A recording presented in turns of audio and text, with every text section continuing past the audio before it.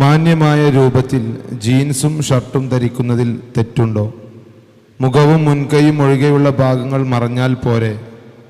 ഇതിനോട് കൂടെ തന്നെ ഒരു ചോദ്യം കൂടിയുണ്ട്. I want become a model of tattooist but I respect my religion, so what should I do? ഈ രണ്ട് ചോദ്യങ്ങൾക്കും ഉത്തരം നൽകുന്നത് ബഹുമാനപ്പെട്ട ടി കെ അഷ്റഫ് കെ ആണ്. അദ്ദേഹത്തെ ക്ഷണിക്കുന്നു. അസ്സലാമു അലൈക്കും.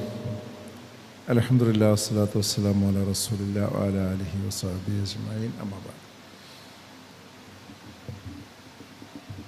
ഇവിടെ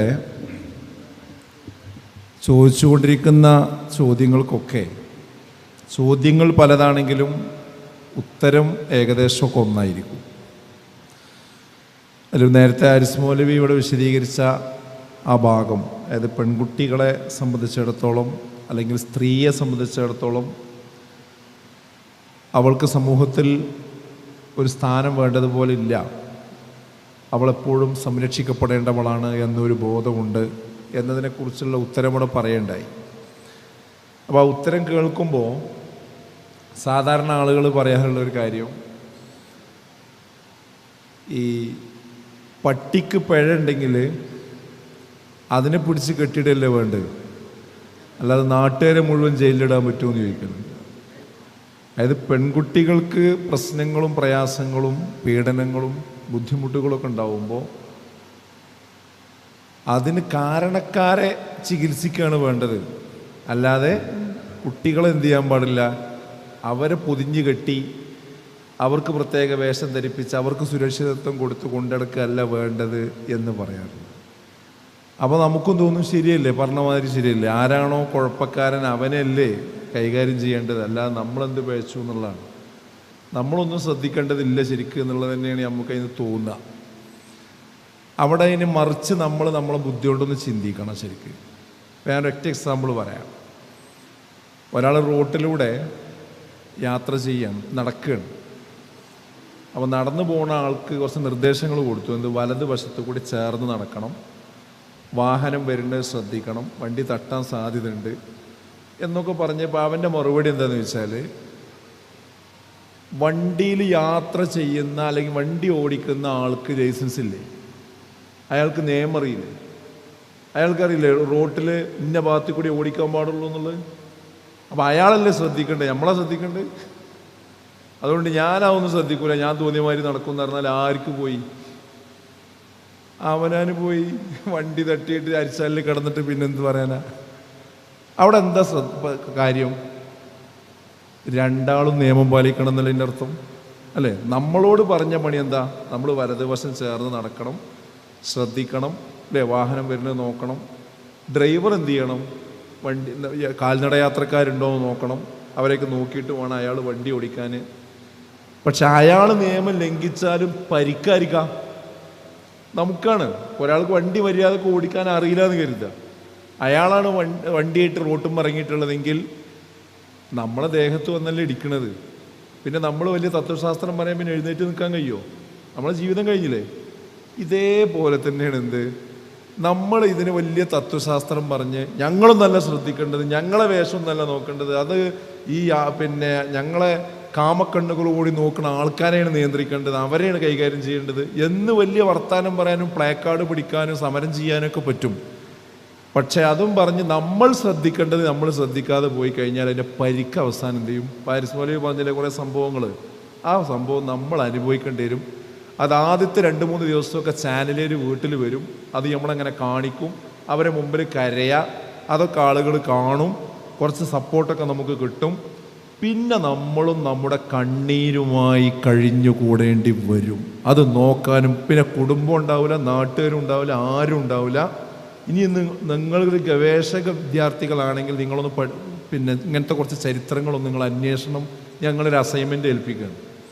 ഇങ്ങനെ കുറേ വലിയ സ്വാതന്ത്ര്യവാദം പറഞ്ഞ് വന്ന കുറേ പെൺകുട്ടികൾ ഉണ്ടായിട്ടുണ്ട്. അവരൊക്കെ ഇന്ന് കേരളത്തിൽ ജീവിക്കുന്നുണ്ട്. അവരുടെ ജീവിതം എന്താണ്, അവരെങ്ങനെയാണ് മുന്നോട്ട് പോകുന്നത് എന്നൊക്കെ നിങ്ങളൊരു അസൈൻമെൻ്റ് ആയിട്ടൊരു പഠനം നടത്തി വയ്ക്കും. പല ആൾക്കാരും കണ്ണീരിലാണ്, പ്രയാസത്തിലാണ്, ബുദ്ധിമുട്ടിലാണ്. അപ്പോൾ നമ്മൾ അള്ളാഹു റസൂലും പറഞ്ഞോടത്ത് നിന്നാൽ നമുക്ക് ഈ ലോകത്തും സേഫാണ്, പരലോകത്തും സേഫാണ്. അപ്പോൾ അത് നമ്മൾ ശ്രദ്ധിക്കണം. ഇപ്പോൾ എന്നോട് ചോദിച്ചൊരു ചോദ്യം എന്താ വെച്ചാൽ, ഈ ജീൻസും അതുപോലുള്ള സാധനങ്ങളൊക്കെ ഇടുന്നതിന് എന്താ കുഴപ്പം, മുഖവും മുൻകൈയും ഒഴിച്ച് ബാക്കിയൊക്കെ മറച്ചാൽ പോരെ എന്നതാണ്. എനിക്കതിൽ മറിച്ച് ചോദിക്കാനുള്ളത് എന്താ വെച്ചാൽ, ഇപ്പോഴത്തെ അവസ്ഥയിൽ നിങ്ങളെല്ലാം ഞാൻ പറയുന്നത്, പൊതുവേ നിങ്ങളെ പ്രായത്തിലുള്ള കുട്ടികൾ യഥാർത്ഥത്തിൽ ഇപ്പോൾ മുഖവും മുൻകൈയും ഒഴിച്ച് വൃത്തിയായിട്ട് മറക്കുന്നുണ്ടോ? ഇല്ലല്ലോ. ആ ചോദ്യം തന്നെ ശരിയല്ല എന്ന് ഞാൻ പറയുന്നത്. അപ്പോൾ ഞാൻ സ്കൂളിൽ പഠിപ്പിക്കുന്ന ഒരു അധ്യാപകനാണ്, എനിക്കറിയാം. അതായത് സർവ കാര്യങ്ങളും നമ്മൾ അസംബ്ലിയിൽ കുട്ടികളോട് നിർദ്ദേശങ്ങൾ പറയും. എൻ്റെ ക്ലാസ് കംപ്ലീറ്റ് മുസ്ലിം കുട്ടികൾ മാത്രമുള്ള ക്ലാസ്സാണ്. അവിടെ ഞാൻ ആയത്തോ ദിവസം വെച്ച് കണ്ട് പറയും. ഇങ്ങനെയൊക്കെ പറഞ്ഞു കൊടുത്താലും അത് പറയുന്ന അധ്യാപകനെ കാണുമ്പോൾ മാത്രം തലയിൽ മക്കനോടും പിന്നെ ഉണ്ടാവില്ല. എന്താ സംഭവം? അപ്പം ഇപ്പം അവിടെ നിന്നൊക്കെ പോയിട്ടുണ്ട്. നമ്മൾ വെറുതെ പറയണത് നമ്മൾ മുഖവും മുൻകൈ ഒഴിച്ച് ബാക്കിയൊക്കെ മറക്കണ ആളുകളാണെന്ന് നമ്മൾ ഒരു പണ്ടത്തെ ഭാവനയിൽ പറയാണ്. ഇപ്പം ആ സ്വഭാവം നമ്മുടെ മനസ്സിൽ നിന്ന് പോയിട്ടുണ്ട്. അത് മുഴുവൻ മറക്കണം, അത് ശരിക്കും തലയിൽ അത് ഇടണം, ഇവിടെ ഒരു പിന്നു കുത്തണം എന്ന ആ തോന്നൽ ഇന്ന് നഷ്ടപ്പെട്ടു കൊണ്ടിരിക്കുന്നു. അതിനിഷ്ടം പോലെ അനുഭവങ്ങൾ നമ്മുടെ മുമ്പിലുണ്ട്. അതെന്തെന്ന് ചോദിച്ചാൽ അത് സ്വാഭാവികമായി സംഭവിക്കുന്നതല്ല. അത് നിങ്ങൾ നല്ലോണം ശ്രദ്ധിച്ചോളൂ. ഇത് ഇവിടെയുള്ള ഒരു പ്രചാരണത്തിൽ നമ്മൾ പെട്ടുപോയിരിക്കുകയാണ്. ഏറ്റവും കൂടുതൽ കണ്ണാടിയിൽ നോക്കി നടക്കുന്നൊരു സ്വഭാവമുണ്ടെങ്കിൽ അവർക്ക് വേറൊന്നിലും ശ്രദ്ധിക്കാൻ കഴിയില്ല. പഠനത്തിൽ ശ്രദ്ധിക്കാൻ കഴിയില്ല, വേറെ മതപരമായ കാര്യത്തിൽ ശ്രദ്ധിക്കാൻ കഴിയില്ല. അവർക്ക് ആകെ ശ്രദ്ധിക്കാൻ കഴിയുക അവരെ തലമുടി അത് ഇങ്ങോട്ട് വാരണോ ഇങ്ങോട്ട് വാരണോ, ഇതെങ്ങനെ നേരെ നിർത്തണോ. അല്ലേ, ഇതിപ്പോൾ ഇങ്ങനെ പെൺകുട്ടികളുടെ കാര്യം മാത്രമല്ല, ആൺകുട്ടികളുടെ കാര്യം അങ്ങനെ തന്നെയാണ്. അല്ലേ, ഇപ്പോൾ തലമുടി കൊണ്ടാണ് എല്ലാ അഭ്യാസവും ചെയ്യണത്. തലയിൽ തീയൊക്കെ കത്തിച്ചുങ്ങാണ്ട് തലമുടി വെട്ടുന്ന പരിപാടിയൊക്കെ ഉണ്ട്. അപ്പം നമ്മൾ കോളേജിൽ വന്നാലുള്ള ചർച്ച എന്തായിരിക്കും? ഇതെവിടുന്നേ ചെയ്തത്, ഇതെവിടുന്ന് വാങ്ങിയത്, അല്ലേ, ഇതെങ്ങനെ വെട്ടിയത്, ഇതെങ്ങനെ, ഇതിനെപ്പറ്റിയായിരിക്കും നമ്മളെ ചർച്ച. നമ്മുടെ കാലാവസ്ഥ തന്നെ ഇതെന്തിനു വേണ്ടിയാണ് നമ്മൾ ചെയ്യുന്നത്? ഇത് മറ്റൊരാൾ കാണാൻ വേണ്ടിയാണ്, വേറൊന്നുമല്ല. ഇത് മറ്റൊരാൾ കാണാൻ വേണ്ടിയാണ്. അവിടെയാണ് നമ്മുടെ മനസ്സ് ഇതിൽ നിന്നൊക്കെ പോയി വേറൊരു മാനസികാവസ്ഥയിലേക്ക് നമ്മൾ എത്തിയതിൻ്റെ ഒരു ലക്ഷണമാണ് നമ്മുടെ വസ്ത്രധാരണം അനിസ്ലാമികമായ രീതിയിലേക്ക് പോകുന്നുവെന്നത്. അത് ആ പ്രശ്നം മാത്രമല്ല. പിന്നെ ജീൻസിൻ്റെ കാര്യം പറഞ്ഞു. അവിടെ 2 പ്രശ്നമുണ്ട്. ഒന്നാമത്തെ കാര്യം എന്താ അറിയോ, ആണുങ്ങൾക്കൊരു വേഷമുണ്ട്, പെണ്ണുങ്ങൾക്കൊരു വേഷമുണ്ട്. ഇസ്ലാമികമായിട്ടാണ് ഞാൻ പറയുന്നത്. അത് കണ്ടാൽ ആണാണെന്ന് തോന്നണം, കണ്ടാൽ പെണ്ണാണെന്ന് തോന്നണം. ഇന്നത്തെ അവസ്ഥയിൽ ആണിനെയും പെണ്ണിനെയും കണ്ടാൽ വേർതിരിച്ചറിയുന്നില്ല. അതായത് ബാക്കിൽ നിന്ന് ഇപ്പോൾ 2-3 കുട്ടികൾ തോളിൽ പിടിച്ചിങ്ങനെ പോവുകയാണെങ്കിൽ പിന്നെ നോക്കിക്കഴിഞ്ഞാൽ ഈ പോണത് ആണാണോ പെണ്ണ. കാരണം എന്താ വെച്ചാൽ ഇപ്പോൾ ആൺകുട്ടികളൊക്കെ മുടി വളർത്തുകയാണ്, പെൺകുട്ടികൾ മുടി എന്ത് ചെയ്യാണ്, വെട്ടുക അല്ലെങ്കിൽ ഇവിടെ ഒരു ഉണ്ടാക്കിയിട്ട് കെട്ടി വെക്കുകയോ ചെയ്യുകയാണ്. പിന്നെ 2 കൂട്ടരും ടൈറ്റ് ജീൻസാണ് ഇട്ടിരിക്കണത്, ഇതുവരെയുള്ള ഷർട്ടും ഇട്ടിരിക്കണത്. അപ്പോൾ പിന്നെ ഇത് ആണാ പെണ്ണാന്ന് അറിയണമെങ്കിൽ ശരിക്കും മുഖം നോക്കിയാലും മനസ്സിലാവില്ല. പിന്നെ എന്താ ചെയ്യുക? ഇങ്ങനത്തെ അവസ്ഥ ഉണ്ടാകാൻ പാടില്ല എന്നാണ്. ലഅന റസൂലുള്ളാഹി സ്വല്ലല്ലാഹു അലൈഹി വസല്ലം, അള്ളാഹുവിൻ്റെ റസൂൽ ശപിച്ചിരിക്കുന്നുവെന്നാണ്. ആരെ? തൽബസുൽ